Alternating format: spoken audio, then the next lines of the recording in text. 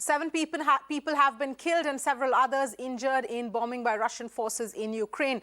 Multiple explosions have been reported across several significant regions across Ukraine, including its capital, Kyiv.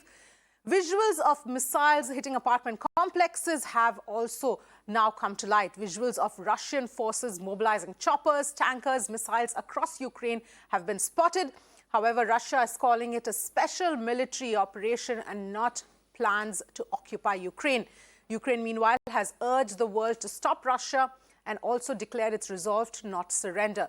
Remember, Russia has launched this war defying Western threats and global appeals to not invade Ukraine.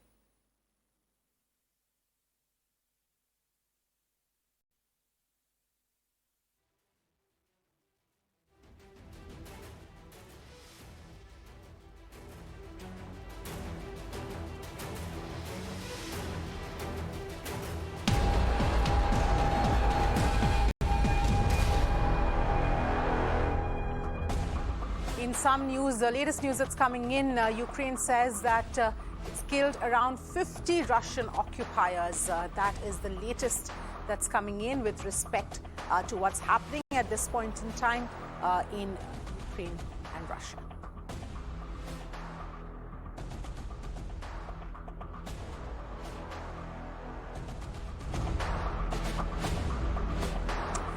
All right, let's bring in some perspective here with respect to what's happening. We've got guests joining us at this point, Achal Malhotra, a former diplomat, as well as Lieutenant General Raj Kadyan, defense expert, who is also joining us here. Thank you, both of you, very much for joining us here. Achal Malhotra, let me start with you.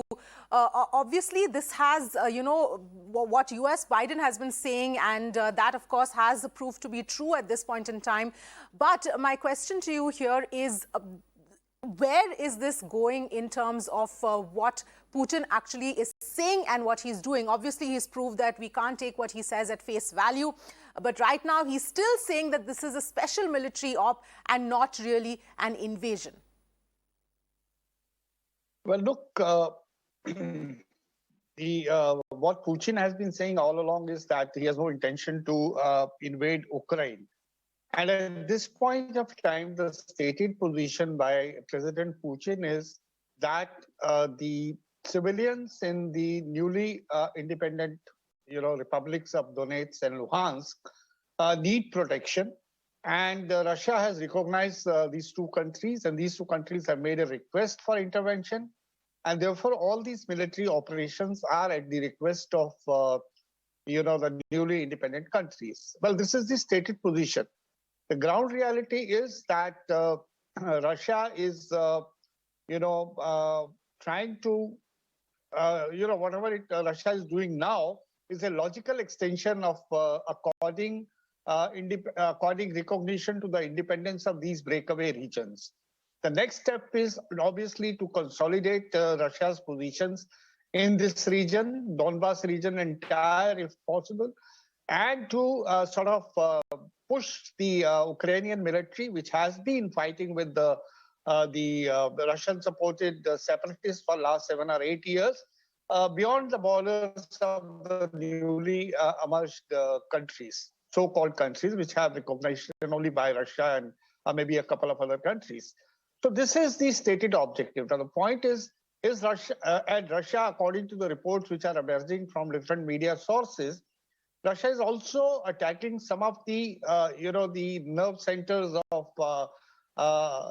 Ukraine's military, like some warehouses, ammunition warehouses, some other infrastructure, so that to sort of put pressure on the Ukrainian army to withdraw from Donbas region. Whether Russia will march on to Kyiv and capture it, the rest of the Ukraine, that's $1 million question which still remains on board. Is Russia going to gain anything out of it? It's again a very big question, because moving into Kiev is not a difficult issue for Russia, but holding on to Kiev and rest of Ukraine is going to be a bigger headache. So will Russia go for this option, or will Russia wait now for a while when Russia is in a position to bring about a regime change in Kiev, and bring in a government which is at least neutral, if not pro-Russian, or anti-American. So the Russia's purpose will then be solved. If there is a regime which is not interested in integration with the Euro-Atlantic structures, namely European Union and NATO, that would serve Russia's purpose. So from here onwards, we have to closely watch how further and how far Russia has planned to go.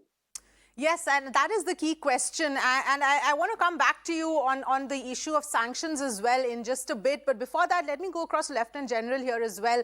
In terms of how the numbers stack up, obviously, there's no comparison when it comes to Ukraine compared to Russia.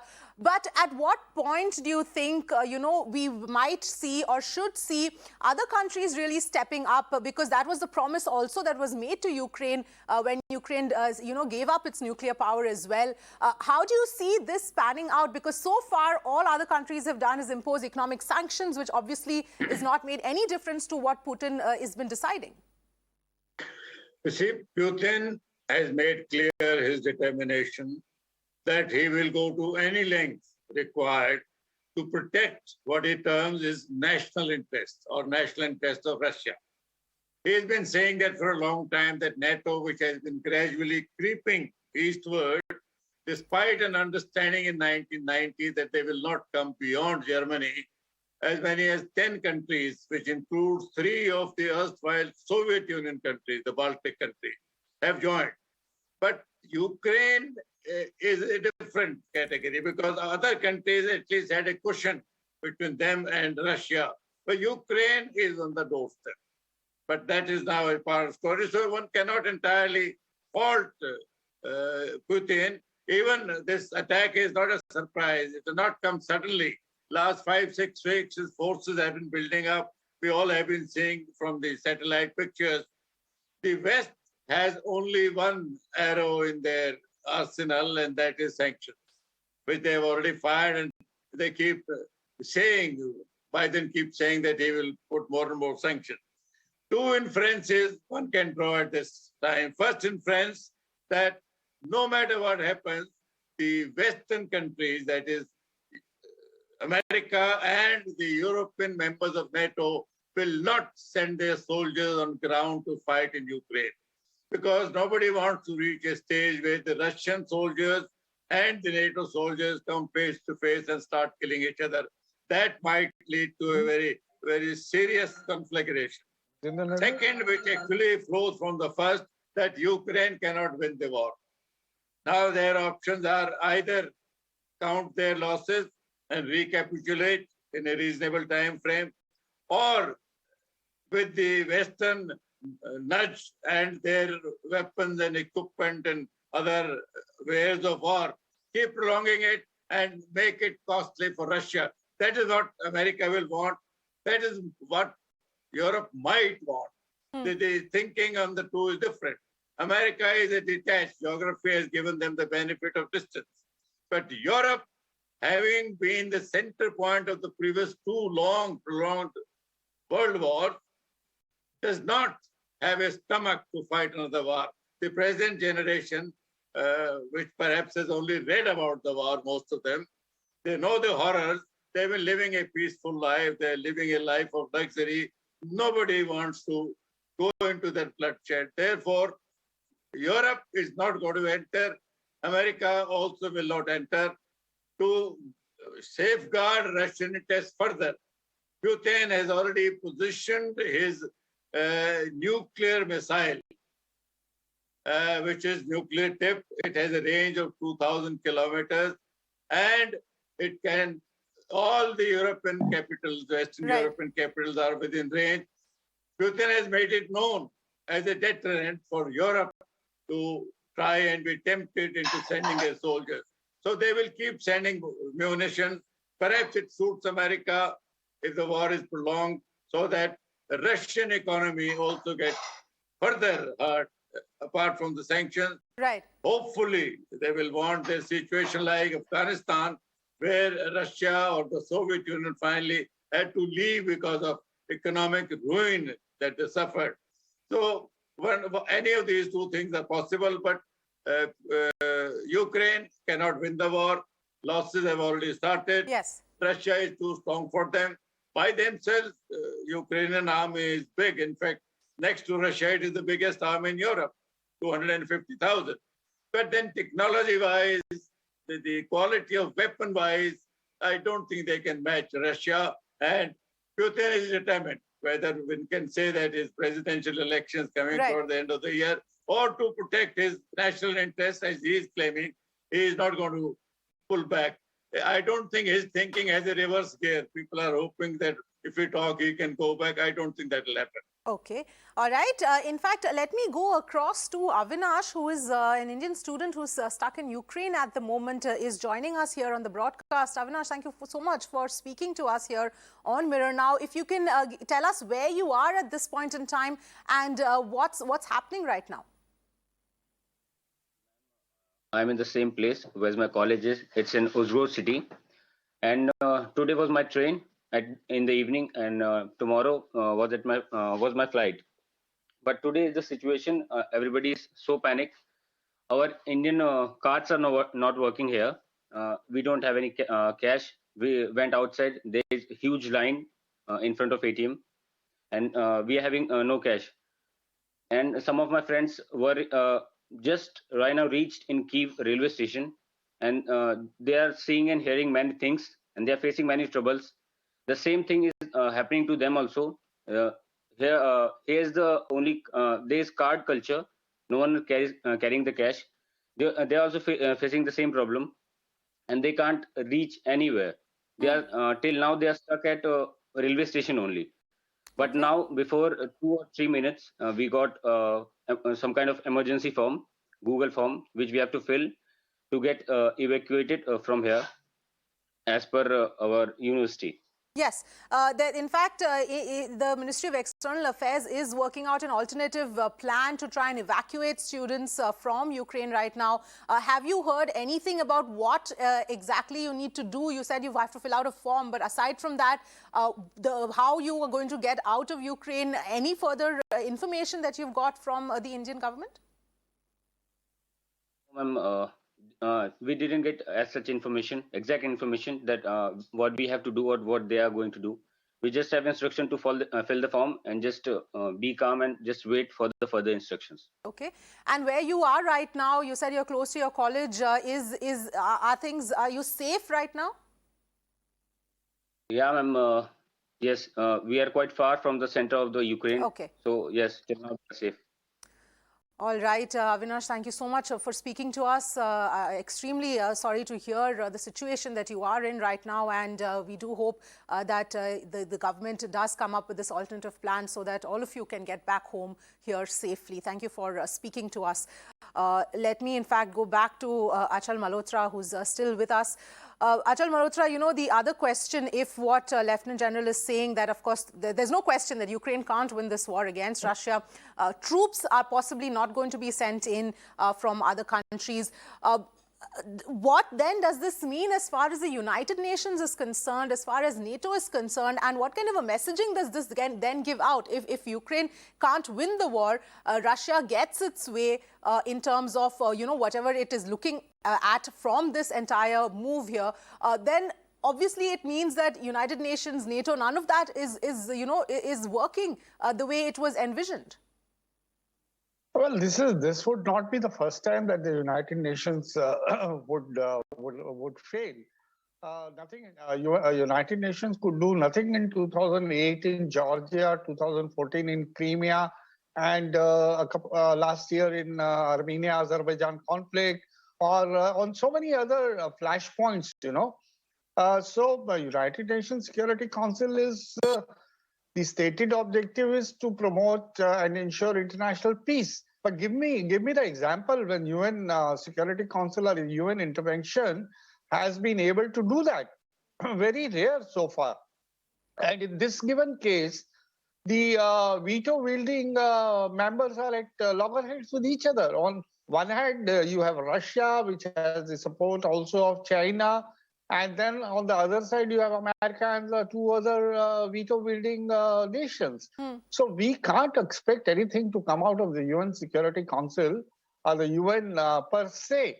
And I think this is a very pitiable situation. Yes. And that's not without reason that India has been demanding a thorough reform of the UN system, including of the UN Security Council and all other institutions, which are affiliated to the United Nations system, and also even the international financial systems like World Bank and IMF, etc. So there is a logic why we are demanding that, and we have many supporters on that count. Over to you, Avni. Yes, yes, absolutely. Lieutenant General, I saw your hand up. Please go ahead. You wanted to come in. Yeah, one cannot fault Putin entirely for what has happened. Okay. Because if you take the history, no country or no strong country which has a sphere of influence around it, which all of them have, accepts an inimical power to come and interfere with that sphere. America didn't accept it in 1962 when Khrushchev wanted to place the missiles in Cuba. Cuba was an independent country, not even touching a land border with America, although they were close to Florida, southern part of America. But they reacted very strongly. So Russia has the same worry, and it has been sounding the Western countries for a long time. Neither Ukraine has given that undertaking that they will not ask for a NATO membership, nor has NATO given kind of a guarantee which has been asking, legal guarantee, that they will not accept Ukraine. So I don't think he had a choice, because to have an adversarial presence, to have the missiles of the Western countries, even their troops located, and the promise that they will come to aid of Ukraine if something happens. And on top of that, the Russians who are supporting the Ukrainian who are supporting Russia, eastern part, he has been saying that there is a genocide there from 2014 onward. He complained that many times, but I think nobody took him seriously. But Putin is what we can see from his body language, is a very strong leader, and there is no kind of looking back. People are still saying that if the diplomatic talks start, maybe he can be asked to pull back. In my view, that is very, very unlikely. That is only wishful thinking. Sanctions, perhaps up to a limit, they will affect him. But he already knew on 4th February, just a few days ago, he signed a 30-year contract with China to supply gas to China, which he may not be able to supply to the European countries. So far, he was doing it. And China has a 30-year contract. Payment will come in euro. So to some extent, he has kind of mollified the ill effects of those sanctions. Western countries have nothing else that they can threaten him with. Yes. They can impose more and more sanctions, but I don't think that is going to deter him. Yes, and that's really the other question here, Achal Malhotra, in terms of the sanctions. Western countries have been threatening that we will impose sanctions. Now they are doing it. Obviously, Putin was aware the extent of sanctions that can be levied and that are already being levied. But none of that has made any difference to him or his decisions.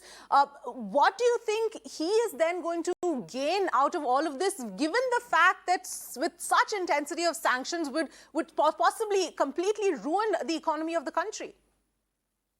Well, Amni, I think clearly President Putin has prioritized security over national security over economy. That's very clear. And sanctions have been imposed on Russia in the past also. One can say Russia has got used to living with the American and European sanctions. And whatever be the extent of sanctions, Russia has decided in its own wisdom that national security is over and above any other consideration. If today Ukraine, tomorrow Georgia, then obviously Russia's plans to stop NATO from coming up to the doorsteps will be foiled, and he will in the his image as a strong leader will also be tarnished. So I think these are considerations to which Putin is giving more priority. And as General Saab has very rightly said, that for the time being, China is there to some extent, rescue Russia out of the economic woes. They had a massive, they have had agreements. In the last 10 years, they have come closer. Their energy sector cooperation is on the upswing. And Russia has decided not to be deterred by this, weapon of economic sanctions. And its clear priority is to, safeguard what it calls its natural sphere of influence, or the near abroad, which is the post-Soviet space. Over to Avni. All right, we'll leave it there, completely out of time. Thank you so much, Achal Malhotra and Lieutenant General, for joining us with your perspective.